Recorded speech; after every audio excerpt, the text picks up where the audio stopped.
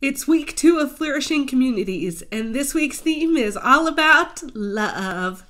Not just any kind of love, selfless love. Hopefully you have your one-pager and are ready to dive in. Think about all the different ways we use the word love. McDonald's French fries, I love them. Oh my gosh, you brought me coffee. I love you. I kind of love Justin Bieber's new song. Dude, there is no one like my mom. I love her so much. Did you love my post on Instagram? I will always love the Warriors, unless Steph Curry leaves us, but he would never betray us like that. Love is a common word in our culture's vocabulary, but its weightiness depends on the context we use it in. It's one thing to say that you love French fries. It's another thing to tell the person that you're dating that you love them. Because of Jesus' love for us, we love selflessly through our words and our actions. Embodying our faith through love is the foundation of the flourishing community. This week's passage is 1 John 3:16-24. Jesus has resurrected, and new communities that believe in the good news of Jesus are forming. But not all of these communities actually hold to Jesus' practices and teachings. John outlines in this book how to discern who's really about Jesus and who's not. In today's passage, John says, you want to know how to really tell if a community is about Jesus? Look at how they love. Verse 16 says, this is how we know what love is. Jesus Christ laid down his life for us. Jesus is the model for what it looks like to love, not just with thoughts or empty words, but with actions and in truth. When we tangibly demonstrate our love, we embody it.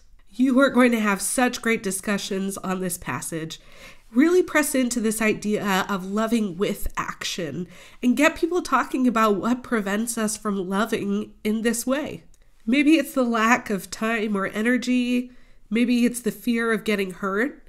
Or if we're honest, maybe it's just a lot easier to love people that we actually like.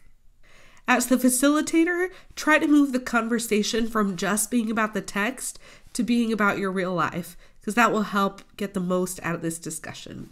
Today's response activity is a spiritual journey timeline.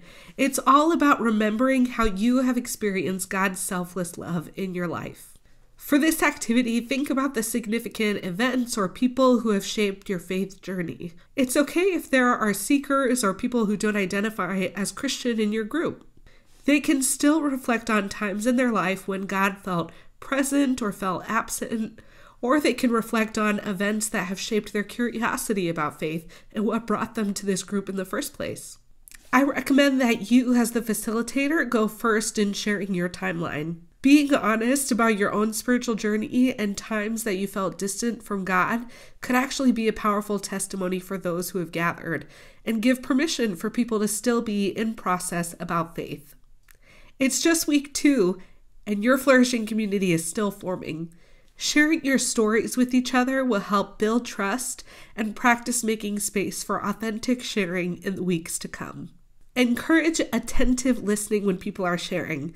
That means giving someone your undivided attention. Make eye contact, put phones away. You can give physical cues that you're engaged. Receive one another's stories as a gift. Don't let people interrupt someone sharing. But you can make space for people to ask questions after someone has shared about their timeline.